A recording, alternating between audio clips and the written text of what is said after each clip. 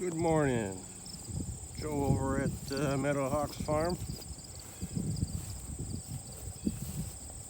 Cut down a little hay, maybe, yesterday, and played around a little bit, raking up some windrows, trying out some equipment that I've had forever and never got a chance to use.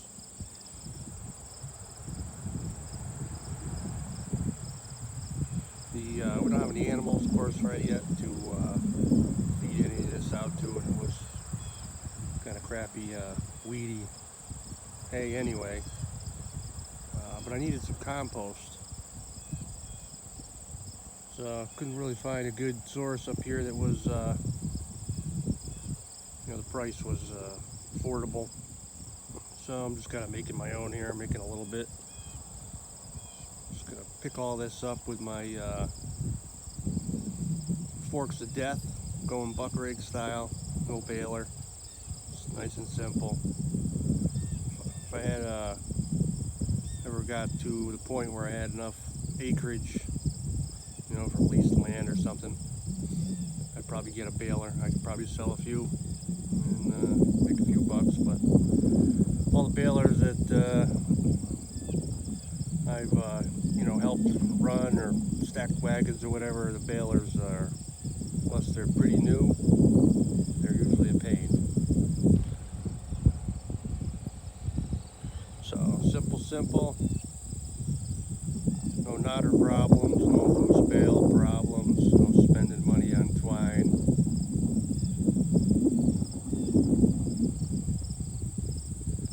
So the sickle bar, the old Cytrex sickle bar, in the back of the Massey, did okay. It cut pretty good. This stuff here is pretty light, but it's pretty heavy. It's down there in the bottom where it was, it's been wet. There's a couple of spots where it's like a shoe on the bottom of it drags, and where the ground is uneven, it does scrape it up a little. Not sure if that's an adjustment or if it's just the rake. Not the rake, the cutter bar, the mower. That's a 5-foot cutter bar on that one. But moved right along as fast as the mower could go, and I'm sure I'm going to have to sharpen some stuff because you can see I got a couple rocks. Sharpen them teeth now. Figured, haven't used one of those before, haven't used that thing, bought it like 4 years ago. It's been resting comfortably in the thorny raspberry bush that consumed it, and dragged it out and brought it up here to the farm and tried it out. And if I broke it now, well, hey, we're not under the gun. If it rains on this hay, then who cares? So I got a couple of these raked with the 2-wheel pinwheel rake, which is a Cytrex as well. Little tiny rake. Put that in the back of my little Yanmar. Things are running okay. Probably wouldn't mind a bigger rake, especially the way I'm collecting it with the forks of death. Those are 4 foot wide, or so as wide as the bucket, with all the metal tines. So it would definitely collect a lot of grass. We're not feeding a little tiny baby baler, so the row doesn't have to be a certain width or height.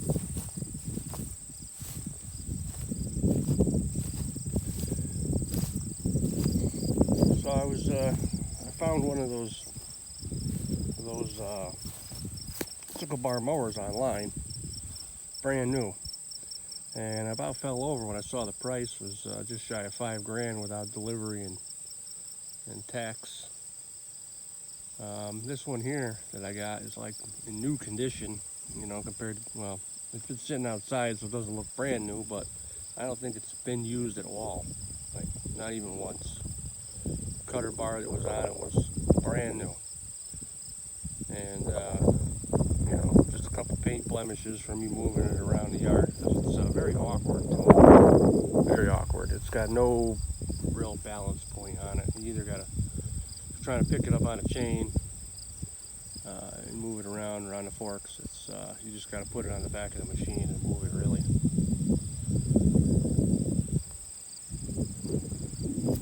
So yeah, like $5 to replace that thing new. I got it for $2,200, which I thought was a deal. I was looking for an old school one, like a trailered one, you know, that was ground driven. I thought that would have been a hoot. Those are hard to find too, and the ones that you could find were sold pretty quick. But this one's double action. Doesn't have the wooden rod that goes back and forth to brake. And it wasn't too far from home either, so I scooped it up. Now, I've seen a few of those little drum mowers, little 5-foot drum mowers, and I watched a video or two on YouTube of those, and those seem to cut really nice. And they look really simple on the maintenance. You know, you could just pull those little cutter teeth out and sharpen them up and put them back in there. You could probably carry around replacements in your pocket just in case, you know, you needed to while you were out cutting. And these seem to do a fine job, especially on a smaller machine. I don't have any experience with those.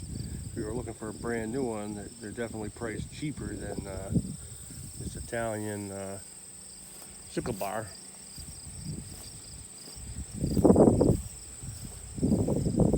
So I'm not really sure what the advantage would be over that compared to this. This thing cuts pretty low.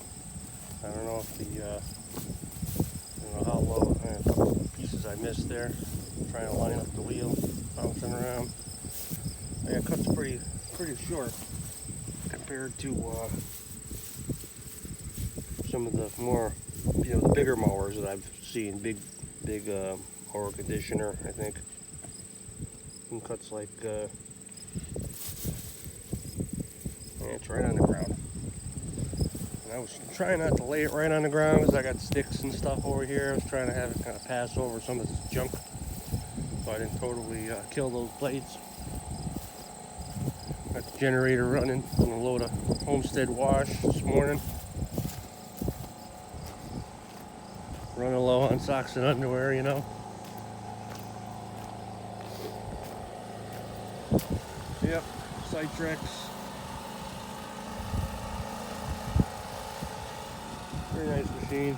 Yeah, I already lost the piece to hold this on here. I stuck a pin in there just to get it done. I would at the old tractor store and get a couple more of these shackles. This one's nice and tight. The other one, walked right out somewhere. It's in the grass. There's a little color bar, double action. Yeah. Stud board. I broke the little sight stick off a long time ago, moving it around. I got a broom handle and stuff that back in there. Definitely need that because the end of this thing disappears in the grass, in the tall grass. You don't know where you're cutting. But I did okay. Here's the shoe. I don't know, bites in somewhere down there on the edge. Kind of like a ski. Yeah, this thing's pretty nice. A lot of grease fittings and everything. It, you know, tractor's 20 horsepower. You only need like 12 to run it. So I mean, I could run it off a little tractor, theoretically. I mean, it's a little heavy, but not over heavy. And this tractor, 20 horsepower, doesn't even bark. You know, going through the tall grass. It's more of, seems to be more like, you know, just knowing the machine, what it'll cut. And if you get to the tall grass, you got to slow down a little. After you cut it, you kind of know that kind of see that there's some stuff that stands up a certain way. It doesn't kind of lean over, it's just still sticking straight up. And you kind of, you know that you just missed it. Or the cutter bar got bunched up too much and just pushed it over instead. But for the most part, it cuts pretty good. Motor's right through it. Some of that tall grass, I had a little bit of a hard time seeing where I was cutting before. Like if there was a real tall, thick tall grass, and the swath board kind of pushed the grass over, but the grass kind of went over back because it was leaning that way anyway. Then you kind of, you were looking for your last tire mark. That was a little tricky in a few spots, but maybe adjusting the swath board a little bit up in tall grass would help get it over a little bit more, maybe. Most of the grass here was kind of short, so it was only like one spot in the bottom of the field that was thick enough to where that happened. And I just cut a little less of the swath anyway there, just to make sure that I didn't miss anything, and it worked out fine. Not like we're doing millions of acres here. I mean, that took a while. Probably started that around noon, maybe 11:30. And it was probably 4 o'clock-ish by the time I was done. So about 4 hours to mow it. And I'm not really done. I'm not done raking it yet. I did a couple turns last night and it got dark after dinner. And so that's what we'll be doing today. We'll be doing a little raking, and then we'll put the forks of death on the front of this loader. Might have to take the mower off. I don't know. Those forks are heavy. And take my little rake. Picked this up used. Probably, I don't know, a year ago. I paid $500 for this. I'm pretty sure I've seen them online brand new for 8 or 9 little 2-wheel rakes. Very simple. It's actually pretty light. You can manhandle this thing easy. It's a little awkward with the wheels, but not terrible. This little tractor runs it fine. This is 15 horsepower, I believe.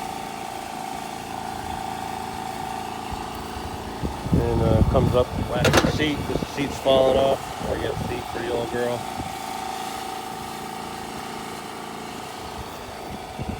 Good enough for breaking some little windrows. Just go back and, break it around, make a big fat windrow.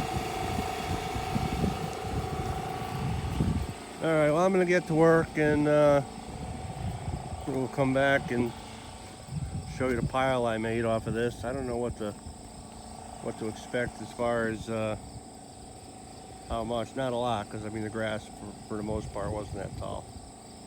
Probably could. I mean, I could have did it with the lawnmower, most of it, except for down the bottom. Hopefully it'll make enough to make a little compost to sweeten up the old vegetable garden next year. We'll see. All right. Talk to you later. I'm going to work.